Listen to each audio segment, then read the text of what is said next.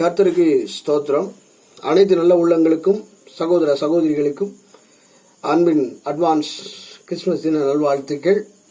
தேவ வார்த்தையின்படி 1 கொரிந்தியர் 10வது அதிகாரம் 31வது வசனத்தில் சொல்லுகிறபடி, நாம் புசித்தாலும் குடித்தாலும் எதை செய்தாலும் தேவனுடைய மகிமைக்கென்றே செய்யுங்கள் என்ற வேத வசனத்தின் அடிப்படையாக எல்லோருக்குமாக பிரயோஜனம் உண்டாகும்படி திக்கற்ற விதவைகள், ஏழைகளுக்கு உதவியோடு அவர்களோடு நீங்கள் இயேசுவினுடைய பிறப்பின் நினைவு கூறுதலை நீங்கள் கூறுங்கள்.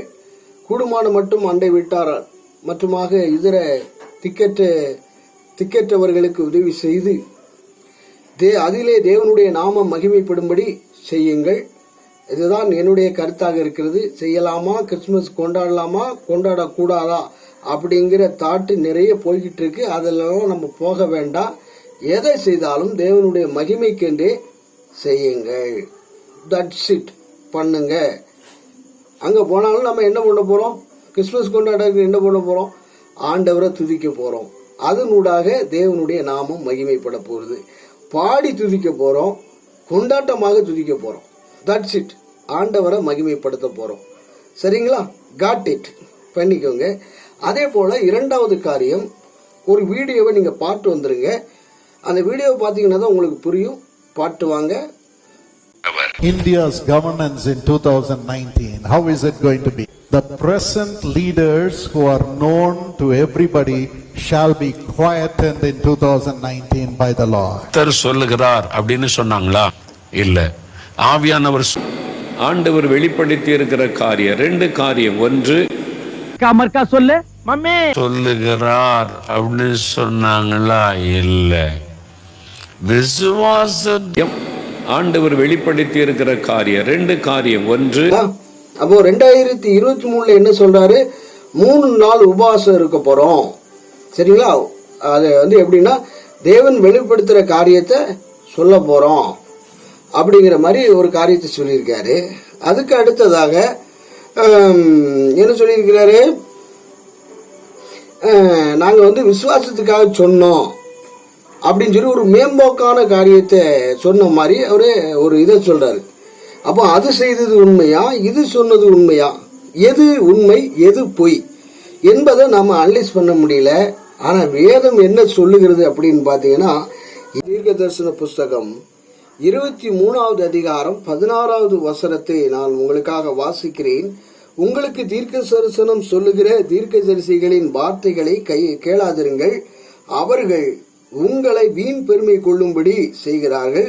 கர்த்தருடைய வாக்கை அல்ல, தங்கள் யூகித்த தரிசனங்களை சொல்லுகிறார்கள் என்று சேனைகளின் கர்த்தர் சொல்லுகிறார். பாத்தீங்களா? அப்போ 2 வகையான உருட்டு. ஒன்னு அப்போ சொன்னது உலக பிரகாரமான ஒரு மாய்மாலமான காரியம். 3 நாள் உபாசம் இருந்து தேவனிடத்துல கேட்க போறோம் அப்படிங்கிறது மாய்மாலமா? அல்லது நான் விசுவாசத்துக்காக சொன்னேன், ஏதோ குருட்டடி அடிச்சு விட்டேன், நாட்டில் நடக்கக்கூடிய சம்பவத்தெல்லாம் பார்த்து குருட்டடி அடிச்சேன் அப்படிங்கிற மாதிரி சொல்றதுங்கிறது எப்படிப்பட்ட காரியம் அப்படிங்கிறத ஒரு காமெடி வீடியோவை பார்த்துட்டு வந்துடலாம்.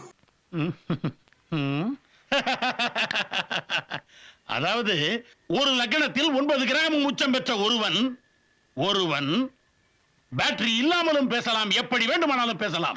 கண்டுக்காதீங்க. தெரிஞ்சுக்கிட்டியா? அங்கொன்று சொல்லுகிறார்கள், அங்கொன்று செய்கிறார்கள். சொல்லுகிறது ஒன்று, செய்கிறது ஒன்று. அப்போ இவங்க யாரு? நூதன வேத புரட்டர்கள், நூதன தீர்க்கதரிசிகள், கள்ள தீர்க்கதரிசிகள். எப்படின்னு கேட்டீங்கன்னா, இயேசு கிறிஸ்துவானவரிடத்திலே இருந்தவன், மடியிலே படுத்திருந்தவன், சிநேகிதனே என்று கூப்பிட்ட யூதாஸ் காரியத்து ஒரு அற்ப 30 வெள்ளிக்காசுக்காக காட்டி கொடுத்தான். பாத்தீங்களா? கூடையே இருந்து குழி பொறிக்கிறவன், தன்னை கிறிஸ்து என்று கிறிஸ்துவ போர்வையில் இருக்கிறவன் தான் அந்திய கிறிஸ்து என்று வேதம் சொல்லுகிறது. கிறிஸ்துவ தான் பின்பற்றுவான், கிறிஸ்துவனுடைய காரியங்களை தான் இது பண்ணுவாங்க. பட் அவங்க அந்தி கிறிஸ்துவனுடைய ஆவியுடையவர்களா இருக்கிறாங்க. இப்படித்தான் இவங்க நூதன வேத புரட்டர்களா இருக்கிறாங்க. நேற்று ஒரு காரியத்தை பார்த்தோம். பட் இன்னைக்கு நம்ம சில காரியங்கள்லாம் நம்ம அனலைஸ் பண்ணி பார்க்கணும். ஏன்னா டிசம்பர் முடிய போகுது, இன்னும் கொஞ்ச நாள் 4 நாள்ல முடியும். நியூ இயர் வரப்போது 2024 கள்ள உருட்டர்கள் தீர்க்கதரிசிகள் என்ற போர்வையில் வருகிற கள்ள தீர்க்கதரிசிகள், யூகத்தின் அடிப்படையில் பேசுகிற டுபாக்கூர்கள் எல்லாம் வருவாங்க. அதுக்காக நீங்க ஓடாதீங்க, சரிங்களா? தீர்க்க தரிசனம் இந்த வேதத்தில் எழுதப்பட்டிருக்கிறது.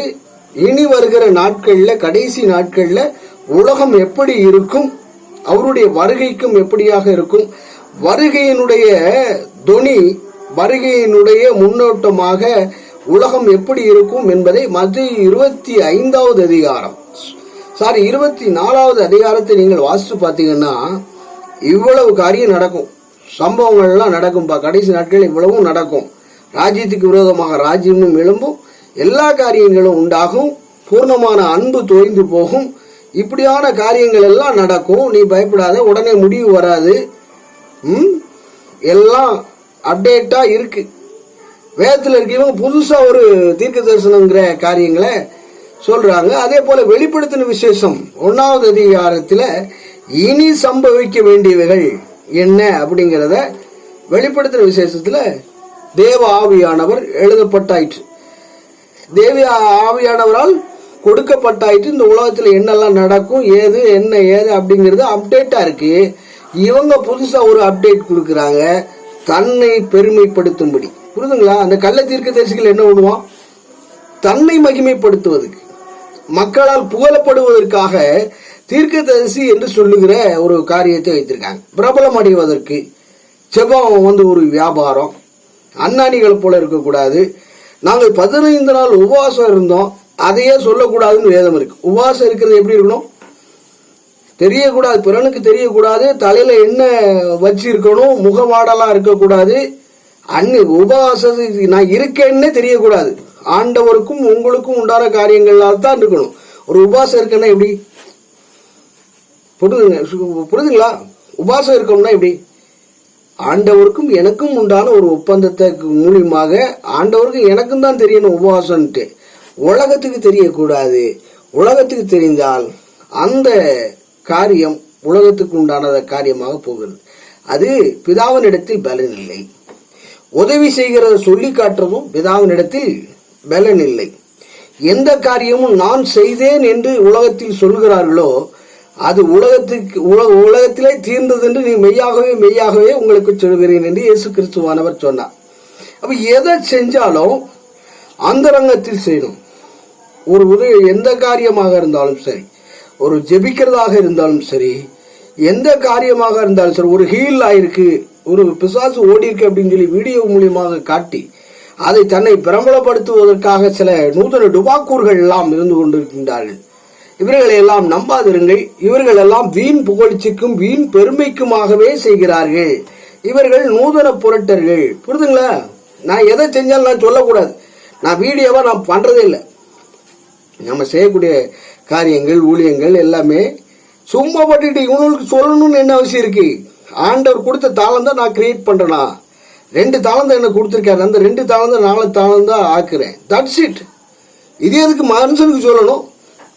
மனுஷனுக்கு எதுக்கு காட்டணும்? இன்றிலிருந்து நாளைக்கு அடுப்பிலே போடப்படுகிற புல்லுக்கு ஒப்பாக இருக்கக்கூடிய மனுஷனிடத்தில் நான் பெருமை பாராட்டுவேனோ? தேவன் நமக்கு தந்த பலத்தோடு கிருபையோடு அவரோடு கூட பயணிக்க வேண்டும். நான் இதை செஞ்சேன், அதை செஞ்சேன், வேண்டாம், எதுவுமே வேண்டாம். ஏன்னா எனக்கு தருகிறவர், மறைமுகமான ஆக்சிஜனை தருகிறவர் அவர். காற்றுக்களை அவர் தருகிறார், தண்ணீரை அவர் தருகிறார். புரியுதுங்களா? எல்லாமே அவர்கிட்ட இருக்கு. இந்த 3 இல்லாம போயிட்டு அவ்வளவு முடிஞ்சுது. நீங்க ஆகாரத்துக்கு ஓடுறோம், பிரயாசப்படுறோம், சாப்பிடறதுக்கு உன்ன உடுக்க உட எல்லாத்துக்குமா நான் பிரயாசம் பண்றேன், நான் வேலை பார்த்தனால கிடைச்சது அப்படிங்கிறத நோ, அப்படி சொல்லக்கூடாது. ஆண்டவர் தான் எல்லாத்தையும் தருகிறார். ஏதாவது ஒரு ரூபத்தில் அவர் தந்துடுறாரு. புரியுதுங்களா? பட் நம்ம உயிர் வாழ தேவை ஆக்சிஜன், உயிர் வாழ தேவை கார்பன் டை ஆக்சைடு மற்றுமாக இதர காரியங்கள் எல்லாமே மறைபொருளாக இருக்கக்கூடிய காரியங்கள் எல்லாம் நாம் வாழ்வியலுக்கு தேவையான எல்லா விதமான ஆசீர்வாதங்களையும் அவரே தருகிறார். புரியுதுங்களா? அதனால மனுஷன் சொல்லி ஒரு பிரயோஜனமும் இல்லை. எதுக்காக அதை சொல்றேன் அப்படின்னா, இந்த வீடியோவை வச்சு ஜப வியாபாரம் ஏன் பார்க்கணும்? ஜப என்ன ஏன் பண்ணணும்? எதை செய்தாலும் தேவனுடைய மகிமைக்கென்றே செய்ய வேண்டும். அதுக்காக நான் விளம்பரப்படுத்துறதுங்கிறது இது புறப்பண்பிலே தான் இருக்கக்கூடிய காரியமாக இருக்கிறது. அதனால் நம்ம ரொம்ப கவனமாக இருப்போம். கர்த்தருக்கு ஸ்தோத்திரம். தேவன் உங்களை ஆசீர்வதிக்கட்டும்.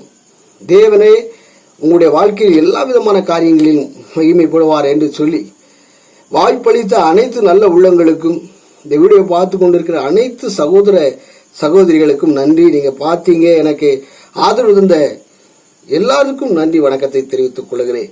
தேவன் உங்களோடு கூட இருப்பாராக. சரிங்களா? கர்த்தருக்கு ஸ்தோத்திரம்.